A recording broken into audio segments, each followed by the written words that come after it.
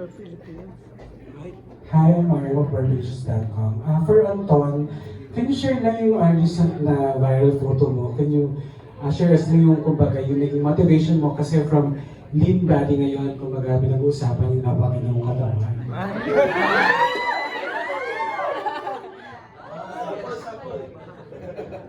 After PDP po, na sabi nila ng GMA na meron daw akong new show.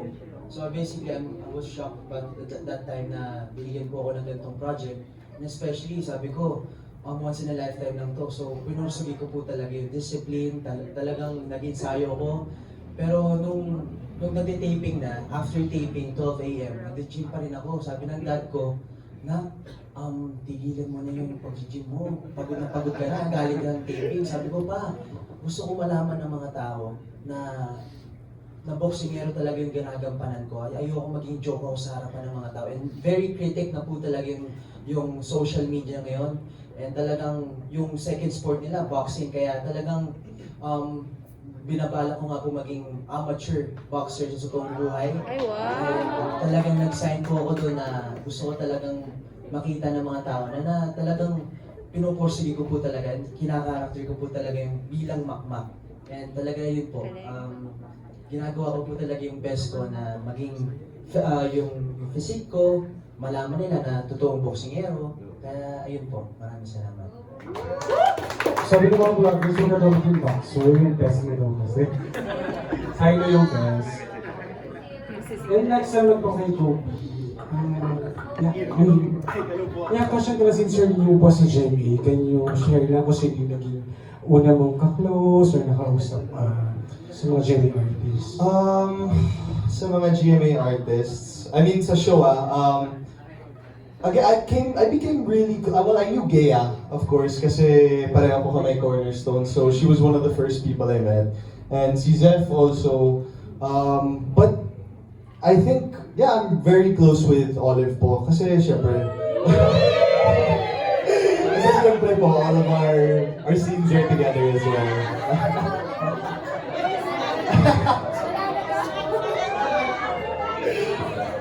Parang lahat ng sagot mo, bro, may Olive, ah. Olive, labas ka na! Wala, no, I'm very close with Olive though. And again, I'm very grateful to be able to work with her po. She's an amazing actress and a good friend also. Thank you so much po. Thank you. Next po si MJ De Leon. You know? Thank you guys. Si Chad daw. Natin maingay. Hi, good afternoon. For my first question kay Anton lang. So, how do you maintain yung physique mo for you na since yung kapansin-pansin ngayon yung changes or madalas kasi shirtless ka din dun sa show, no? So, paano siya i-maintain? Ano yung pressure mo for you? Yes po, pressure po talaga yung character ko kasi puro hubad yung sisihin, puro boxing. And ayun po, pro na ako sa boxing industry ko sa Kanoo. And pero po, binimitate ko po talaga yung physique ko para malaman rin po ng tao na totoo talaga yung boxing na ginagamit. And talagang suntukan ng suntukan po talaga, wala nang choreo na ginagawa namin. Oo, wala nang choreo. Kasi sabi ko, gusto ko ng totoo, gusto ko sapakan na talaga. Paano ba White, na lang yung white. Basta sa close-up, talagang gusto ko yung matatamaan talaga.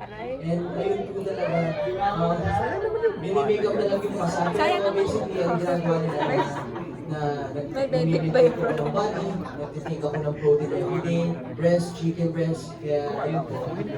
Who among our action star ngayon? Kasi marami yung mga action star natin ngayon na at talagang kumbaga sila yung naghahari. So, sino yung parang impact na gusto mo sila? Are you?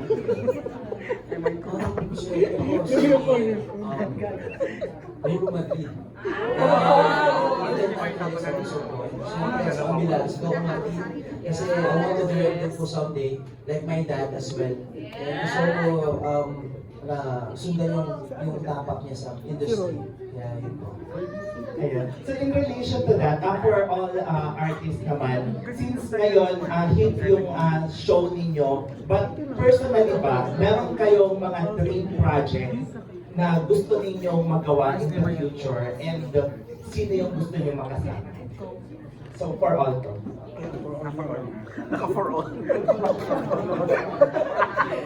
Isa lang kung gusto yung tanong.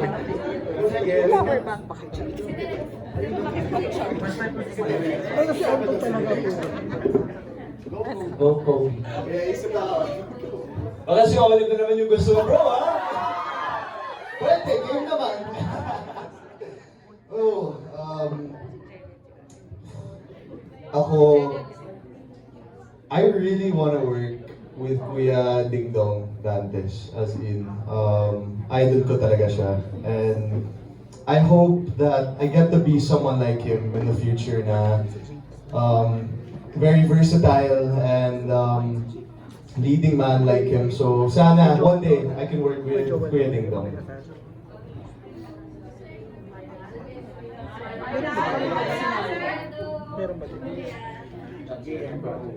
Baka may additional ka pa.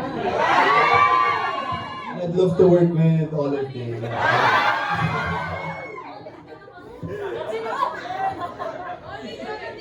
Ako naman.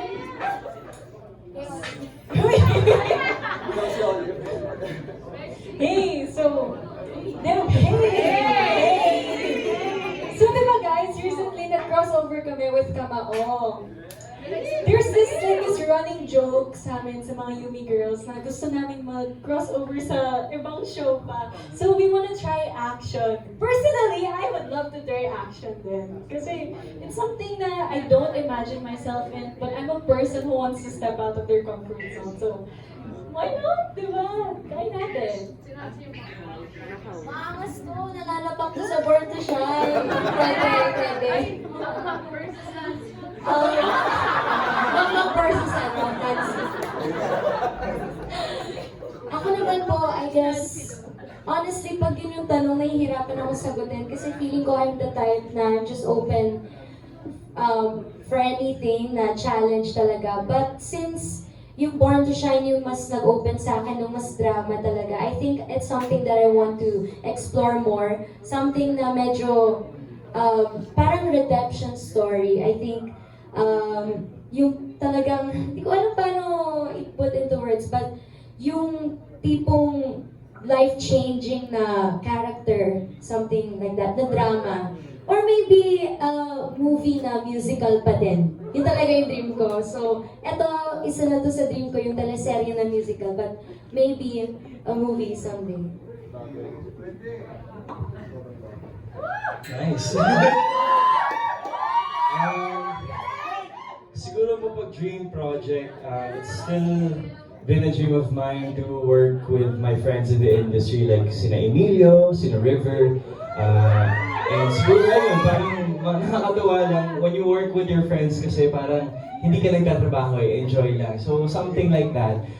But in terms of my personal dreams, I really love rom-com. It's something that gusto ko talagang gawin. But recently parang gusto ko rin gawin yung mga parang mother and son, something medyo mas deeper yung story or mas emotional siya. I think solely because it will challenge me more as an actor. It will really test the waters for me and ayun. But it's a good story art for me siguro to own my acting more and really focus on it. Kaya something like that na medyo hindi ko pa nagagawa, I would love to try one day.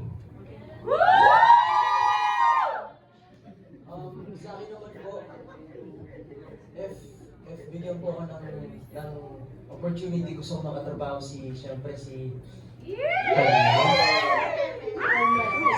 Sino? Carmel! Sabihin mo na. Siyempre yung pinaka magaling si Sir Dennis Trillo po. Sir Dennis Trillo.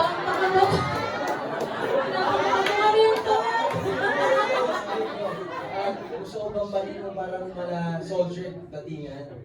Yung parang talagang action na talaga. Kaya yun. Anton, follow up lang doon, no? Kamusta na pala kayo ni Carmel? She's doing good. Talagang nabalitaan ko, nasa Australia siya ngayon. Because we're very good friends. And talagang support talaga ako sa kanya kung saan papatunga sa music industry. And now, I'll be acting ready sa boxing. And ayun, balitaan na lang kami sa... Thank you. Congratulations. Be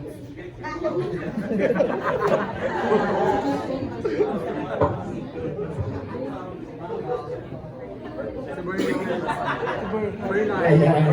Sino pa po? Actually.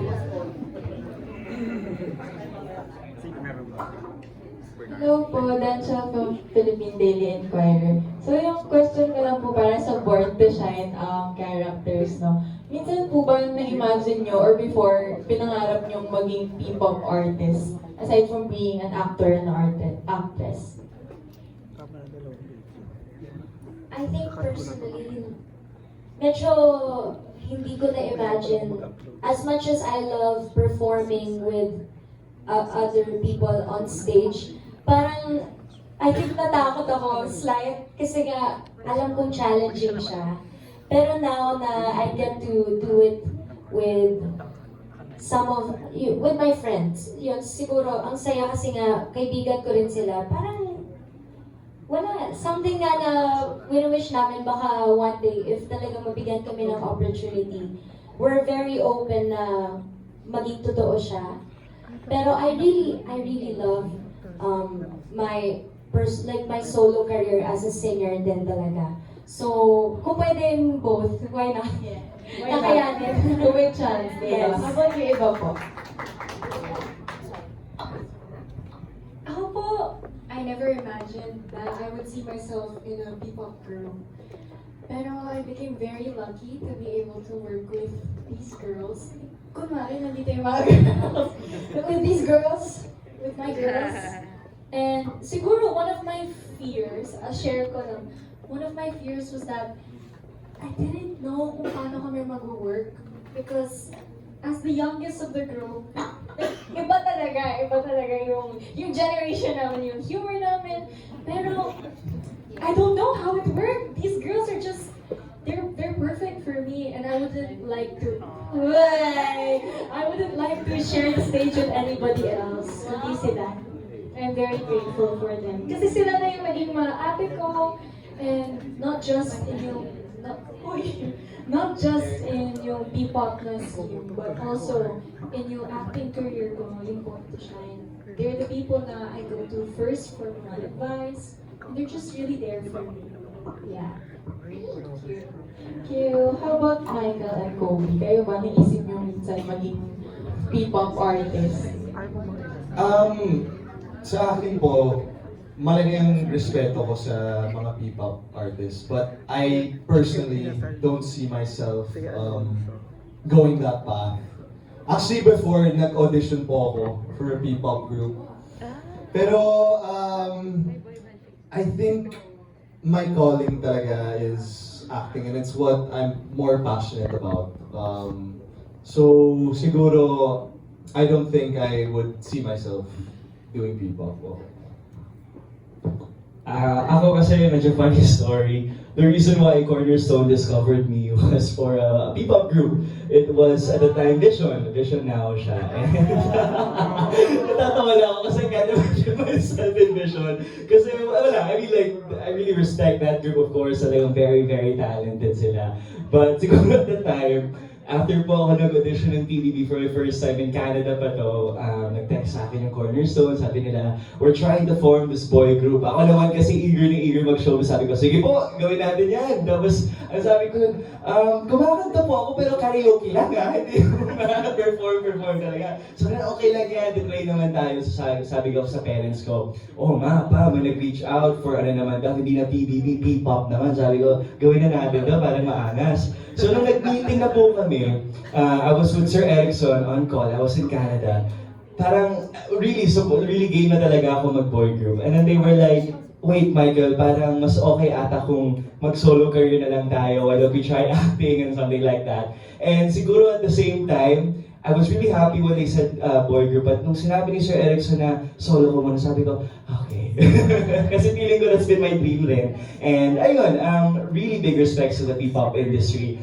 Good friends with a lot of them, and iba talaga yung training, yung dedication nila. It's a whole different world from acting, right? And if I were given a chance to really one day try it, why not? I would never turn down an opportunity like that. And yeah, nakakatawa lang. At least dito sa show, fictional man, we get to experience it a bit. Okay, thank you po. My next question is for Born to Shine characters po and for Derek. Very similar po ba yung real life world sa world ng mga artista or ng mga personalities na pinapakita sa Born to Shine?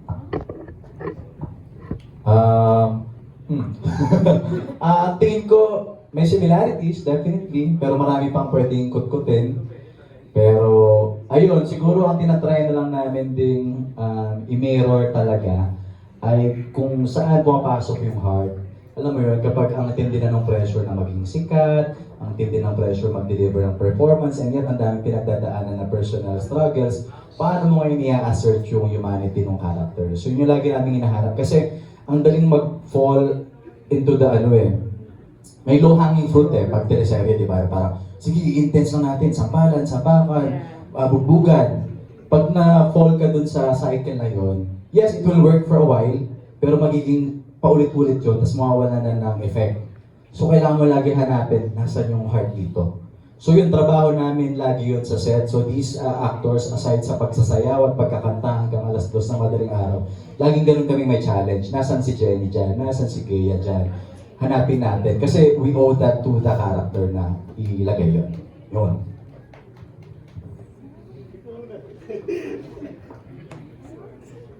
Me?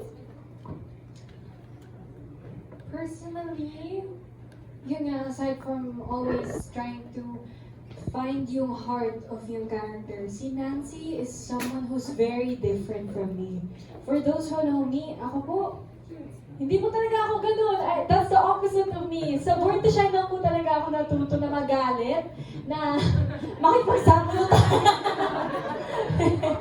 And still, I'm very grateful for this opportunity because before this guy, I was saying that gusto kong matuto kung paano maging maangas. I learned a lot of things, not just about yung acting, but I also learned self-confidence. I learned how to become more confident, more okay in my body, in myself. When I perform, nadadala ko na po si Nancy everywhere with me.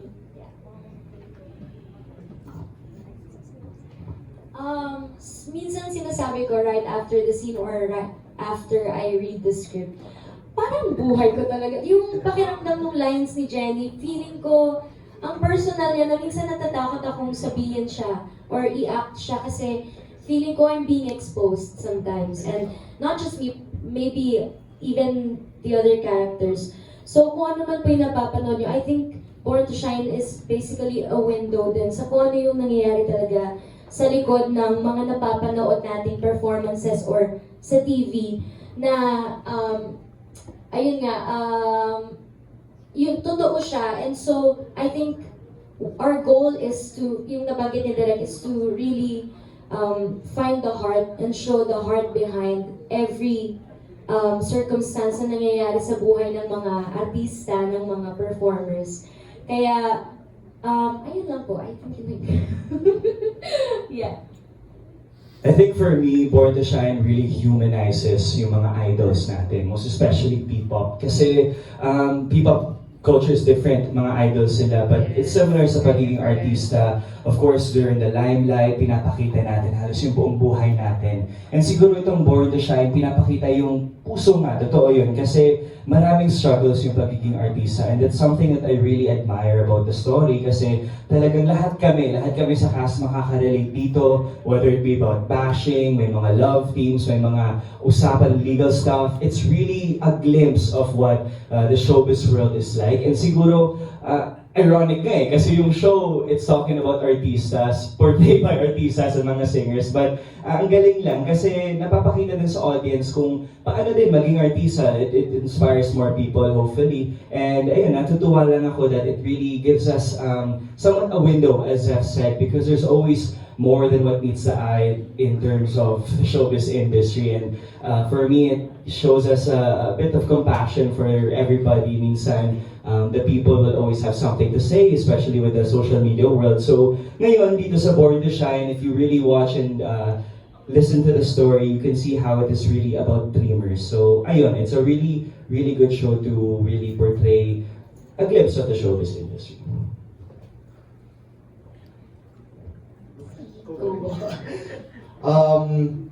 Sa akin naman, I think they said everything. But yeah, I'm glad that people are enjoying the show, that they're able to relate with the characters, and again, it shows the side of P-pop that you don't really see. Ayun po, I'm just very grateful na people are enjoying the show and able to relate. Thank you po. Last question na po for Anton.